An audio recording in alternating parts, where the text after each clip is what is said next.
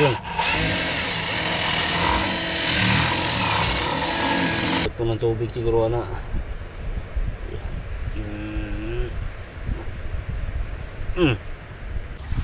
Yo, good morning. Maayong buntag mga kasprakatak.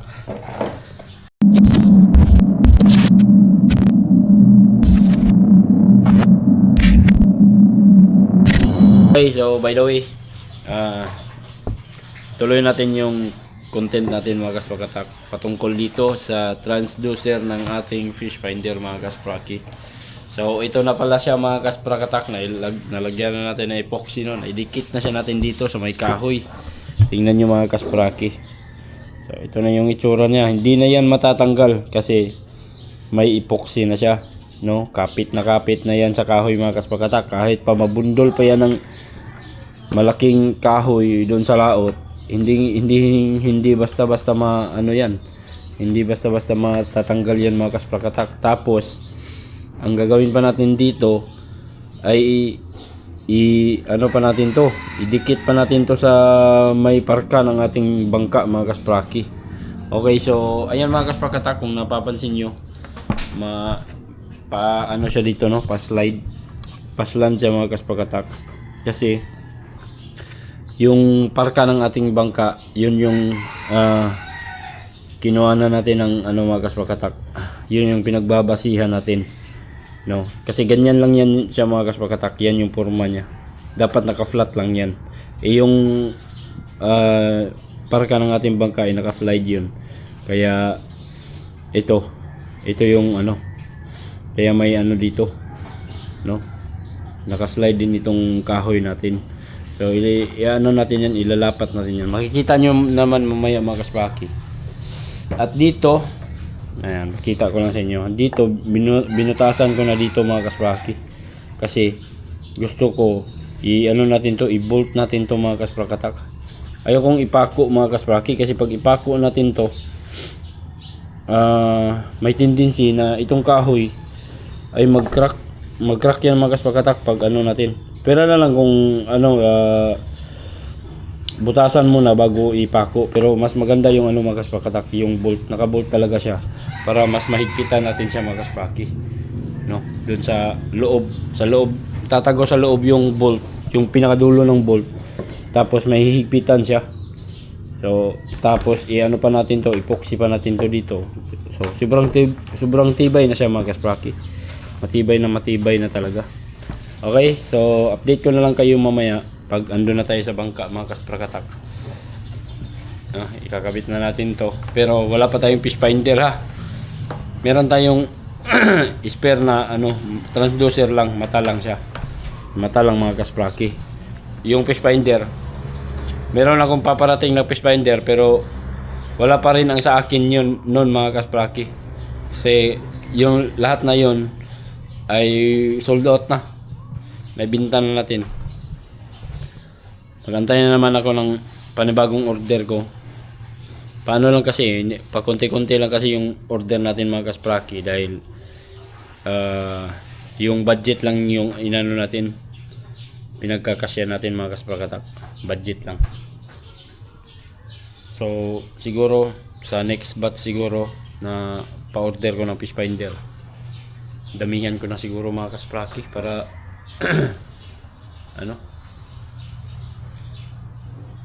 para daghan tag stock, no? Ay, so update ko kayo mamaya mga kaspraki. Mag-agahan muna bago punta dun. Okay, yun, almusal ba? So yung mga kasprako, dito na tayo sa ating bangka, maliit na bangka mga kaspraki. Ayan, ikakabit na natin itong ating fish finder. So ato mo lang sukod sa nato mga kasprakatak kung kasya ba ni. Ayan. So dito natin to banda, itungod na nato yapon dari mga kasprakatak. Ganyan yan. Okay, so hindi lang siya lapit. Yan, dili rabod kayo nato siya labaw sa kasko, no? Kay distansya naman po siya sa kasko gamay mga kaspraki. So distansya siya og mga 1 inches. Wala kabot gani, wala kabot. Ang mga 1 inches siguro no. No. Plus ana pa na slant pod siya gamay. So okay ra ni siya mga kaspraki. Dayon mao na ni siya. Ang buhaton nato ani mga kasprakatak. Sunod na tong gagawin, magbutas tayo dito. I-ano muna natin to, patagos muna natin to dito sa bangka. Yan. Ito ni buhuan. Buho ta diri mga kaspraki. Then para ipalusot na to ning wire. Itong dulo. Yan. Na. Sinisipon na tayo. Dito. Dito tayo banda magbutas. So ato lang ito nung ani mga kaspraki ni buo. Okay. Mga kaspraki, dito natin banda kaop.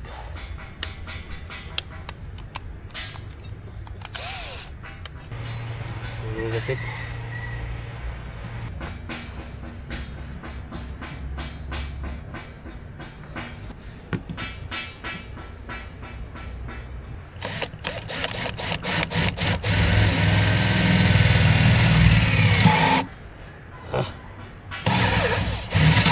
Yun. Butas sa mga kaspraki oh. Then, ang next natin gagawin, lusot pa ito ni. Tumoy. May lusot na ron. Kulang yun oh, pawangwang.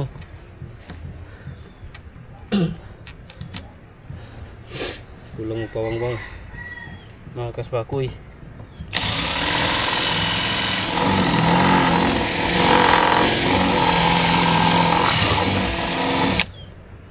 Pawangwangan lang. Sunod. Yun. Pumasok rin. So, birawan nato. Saan yung tubig. Alam.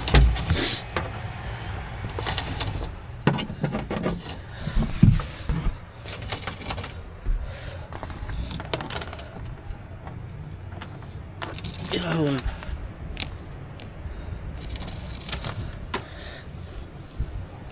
Tapos ayun na mga kaswaki.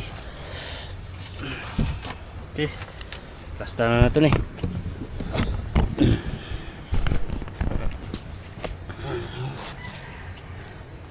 Ito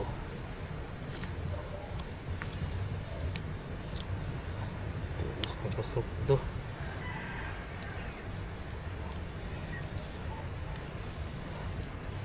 Mga kasprakatak.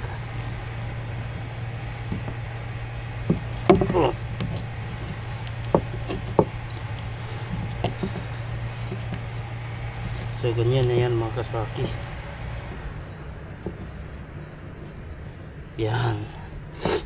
Hindi na ito ipalabaw dito sa kasko. Okay, ito na sa wire.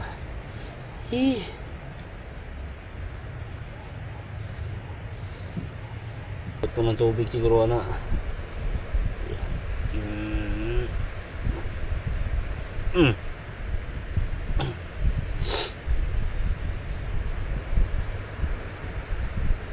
Sama lupihon.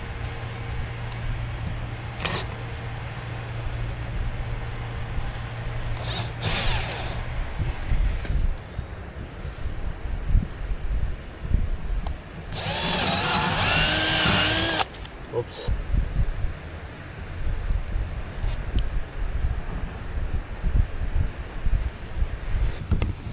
So yan mga kaspraki, nataod na ginato no. Yan, ito na yung plaster mga kasprakatak. So ang gagawin natin dito, i-ano lang natin yung epoxy. Dapat i-ano natin yan, ipatag na to na. Okay, para wala talagang makausling nasabitan tulad nito na ito mo yung mga kaspraki. So ano na ito na epoxy. Tapos ito, takpan natin ito na epoxy mga kasprakatak. Yan, so muna ni siya plaster. Ang kagandahan kasi pag bolt yung gagamitin natin mga kasprakatak, mahigpitan talaga na ito lalo itong kahoy. So Hindi na yan basta-basta matatanggal mga kaspakatak, plus titigas pa yung epoxy. Kakapit at kakapit na talaga yan. Okay, so yan na yung plastada niya mga kaspraki. Oh, plaster na plaster kayong mata oh, sa ilalom. So goods na yan. At wala na yan naonin ko, hanap na yan ng tubig. Naon na itong tubig mga kaspakatak. So okay na. Naikabit na rin natin sa wakas ang mata, no? Yan. Muna na siya plaster mga kaspraki. O di ba? Parang wala lang mga kasprakatak. Di tulad nung may tubo dito, talagang sagabal yun mga kaspraki. Sagabal sa galaw-galaw natin sa ibabaw. Ito, wala na, okay na yan. Okay, so kuha lang tayo ng tubig mga kasprakatak para ato nang ipakinis na to dyan. Na to kubi kulkugon la ba. Hanap mo na tayo ng kabo. May kabo dire.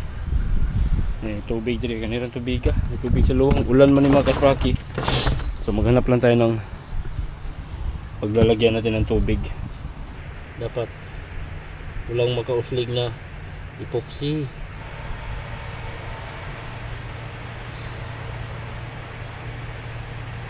Kailangan lapat na lapat talaga yung kahoy ha, para hindi siya mo tubod. Hindi siya tubod mga kaspraki. Linisan na natin yan. Ganyan lang yan. Pag ipapako mo lang kasi yan mga kasprakatak, ano siya, kailangan dili kayo siya mo dikit sa parka. Hindi siya masyadong didikit sa parka yung ano natin, yung kahoy. So ito, pag itong ganito may bolt, dikit talaga yan. Hanggang na to, nadigdi mo tubod.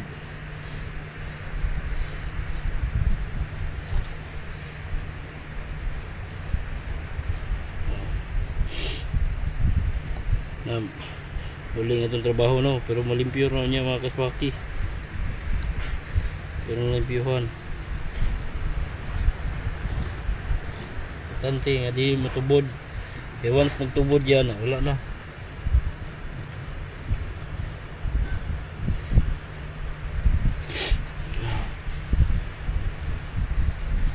Sa lalong pa ni pero na pinagawas ng bitay. Pag may lambat or may lubid na dadaan dito mga kasprakatak, didiretso na siya. Hindi siya sasabit kasi naka ano siya, naka slanting yan. Lalong hindi lang natin makita kasi sobrang baba na. Okay na siya.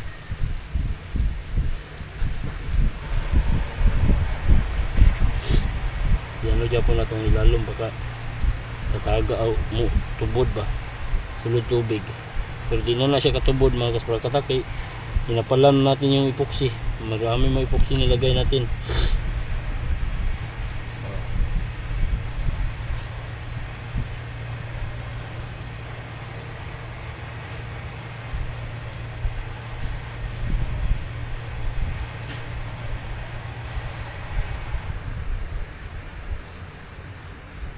Okay, listo yan.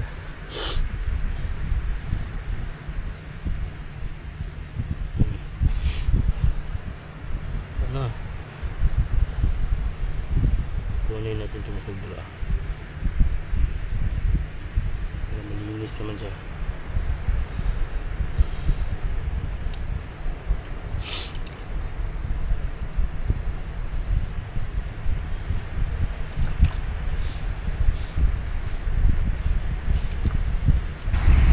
At so yun mga kasprakoy, tapos na nating ikabit yung mata ng ating fish finder mga kasprakatak.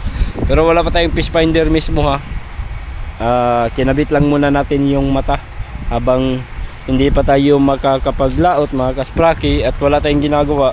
Ito yung ginagawa muna natin mga kaspraki. Ayan. So ito yung maliit nating bangka. Siyempre lalagyan natin yan ng fish finder at siyempre kailangan talaga meron tayong fish finder mga kaspakatak, dahil pag meron kang bangka, dapat meron kang fish finder, no? Kasi mangingisda tayo mga kaspakatak. Dapat alam natin sa pagpunta natin doon sa karagatan, no? Malalaman natin talaga mga kaspakatak kung meron mag-isda yung pinupuntahan natin. Kaya naglagay tayo ng fish finder. So ito yung isang pamamaraan mga kaspakatak sa pagkabit ng fish finder. Ito lang, naipakita ko na sa inyo dati yung pagkabit sa kahoy, no? So ito na siya mga kaspakatak, plaster na. Ayan. Ito na, no? Nakakahoy na siya. So ang ginawa ko dyan mga kaspraki, binaon ko sa kahoy yung mismong transducer, yung mata mismo mga kaspakatak, binaon ko dyan sa ilalim. Tapos yan, nakadungaw na yan pababa, no? Down scan lang tayo mga kaspakatak, no? Wag muna tayo sa side scan kasi maliit lang naman tong bangka natin at ano lang naman tayo, yung pangisda natin is magbingwit lang tayo dyan at mamukot, no? Mamukot punta usahay. Kung makabili na tayo ng pukot, magpagawa tayo ng pukot mga kaspraki. So yung una dito ko sinabit yon, sobrang sagabal siya sa ibabaw mga kaspakatak. Dito sagabal kasi lumagpas yung tubo dyan. So sagabal sa galaw-galaw natin sa ibabaw. Ito wala na tong sagabal mga kaspraki kasi fix na yan dyan, hindi na yan matatanggal. Naka-epoxy pa yan at naka-bolt pa. Yan, gibolt na to yung kahoy, no? Yung iba kasi mga kaspraki, ipapako lang nila. Pwede naman siya ipako, kaso lang mas maganda kasi yung naka-bolt kasi may hihigpitan mo siya ng masyado. Tulad kanina, pag higpit ko kanina mga kaspraki, sublot yun. Sublot yun ang epoxy. So ibig sabihin mga kaspraki, itong kahoy na to ay lapat na lapat talaga dito sa parka ng ating bangka. Ayan, maliit lang yung bangka natin mga kaspraki. Ano lang natin to, kalingawan lang, no? Libang-libangan lang natin to mga kasprakatak, itong ating maliit na bangka. Pag wala tayong ibang gagawin, mangingisda tayo dito. Diyan lang naman ako mangingisda sa tapat dito sa amin mga kaspraki. Mamasol, mamukot, yan lang yung purpose ko. Kaya ako nagpagawa ng ganito kaliit na bangka mga kaspraki. 2 tao lang ang pwede dito mga kasprakatak. Pag sobra na sa mga 3 tao, ano na, mahirap na, no? Baka lumubog tayo ulit. Kailangan ano na tayo mga kaspraki, natuto na tayo, no? Kaya tayo nagpalit ng palatik. So ito na yung bagong palatik natin. Hindi na ito basta-basta maano mga kasprakatak kasi may distansya na siya. Nung una mga kasprakatak, sobrang lapit lang, kaya siguro tumaob kami. Tas yung tubo pa yung nakahoy, yung tubo pa ang ginamit natin palatik. Sobrang tigas, ayaw, wala mag-play. Kaya siguro ganun ang nangyari, tumaob kami. So maraming nasayang doon mga kasprakatak. Siguro mga tansya ko mga 50,000 kasi yung cellphone natin mahal yun mga kaspraki. Tapos yung battery ng ating camera may kamahalan din yun. Kaya sayang yun mga kaspraki. So natauhan na tayo doon. At maraming salamat pala sa tumulong sa amin, si Mang Ilyas. Hindi ko pa napuntahan ngayon mga kasprakatak, hindi ko pa talaga siya napuntahan. Pero huwag kayong mag-alala, pupuntahan ko talaga yun mga kaspraki. Naghanap lang ako ng tiyempo dyan. Pag makalaot ako dyan, pupuntahan natin siya dyan. Dyan lang naman daw siya mangingisda palagi. So puntahan natin, pasalamatan natin, at siyempre bigyan natin ng konting halaga mga kasprakatak, no? Para makatulong tayo sa kanya, no? Kasi yung tulong niya sa atin mga kasprakatak ay wala yun kung wala siya mga kaspraki. Iwan ko lang kung anong mangyari sa amin doon sa dyan lang naman kami, pero di ko alam kung anong oras kami makaalis o makauwi. Safe na kami mga kasprakatak kasi nakapatong na kami sa buya. Ang problema lang namin doon, kung ilang oras kami magtagal doon tapos mainit, wala kaming mainom, wala kaming makain, baka mamatay lang kami sa mga kasprakatak, sa gutom at uhaw, no? Buti na lang nandun si Mang Ilyas, tinulungan ako mga kasprakatak. Nagpahatid ako sa tabi, tapos kumuha ako ng isa pang bangka para mag-rescue. So na-rescue kami ni Raisan. Maraming salamat din kay Raisan mga kaspraki. So ito na. So hindi pa rin tayo titigil mga kasprakatak, kahit ganun ang nangyari sa atin, hindi pa rin tayo titigil, no? Dahil ano naman to, lingaw-lingaw man. Yung iba nga, no, maghanap ng ibang pagkakaaliwan mga kaspakatak. Tayo pa ba? Di ba? So, lingaw-lingaw rin ito mga kaspraki. Okay? Content ba? So, yun lang muna mga kaspakatak sa ngayon, no? Naikabit na natin yung mata. Sana may natutunan kayo mga kaspakatak. Lalong-lalo na sa mga baguhan. Sa mga wala pa palang fish finder, sa mga naghahanap dyan ng fish finder, no? Magka-partner na talaga yan mga kaspakatak. Sa mga bagong mangingisda dyan, sa mga mangingisda dyan na wala pang fish finder, bili na kayo ng fish finder kasi malaking tulong talaga yan sa hanap buhay natin. Mga ano dito sa amin mga kaspakatak, lahat ng bangka dito, lahat ng mga mangingisda dito sa amin, meron na talagang mga fish finder. Maliban lang siguro sa iba, yung mga hindi pa kayang bumili, yun, wala pa sila. Pero yung mga may kaya nang bumili, talagang nag-invest sila mga kaspakatak kasi napakalaking bagay yun sa pangingisda. Kahit ako nga mga kaspraki, maliit lang yung isda ko, maliit lang yung bangka ko, tapos ano lang yan, libang-libangan ko lang yan, nilalagyan ko talaga ng fish finder, no? Kay makatabang man sa nagot sa ato ang pag strolling dito sa Lawod. Alright, so update tayo sa weather condition dito sa aming lugar mga kaspakatak. Sa wakas nagpakita na si haring araw. Ayan, at wala na rin masyadong barko dito sa lugar namin mga kaspakatak. Kahapon maraming barko na nakadaong dito mga kaspakatak. Ayan, maraming barko na nakadaong dyan kahapon kasi nga dumaan dito sa amin yung bagyo mga kaspakatak. Pingis-pingis lang may, pero niagi gid sila dire. Niagi gid dire ang bagyo. Nya okay naman sad, wala ra mo poy problema dire sa mua. Ang silingan na namo nga lalawigan no na probinsya dito sa Misamis Oriental, dito sila mo nasa pupo dito sila bahay sa baha.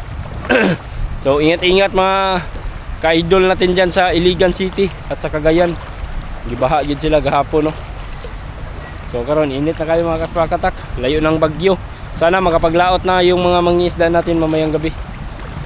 Okay, so yun, maraming salamat at taas na itong istorya. Kita-kits na lang mga kaspaki sa next video. Bye bye.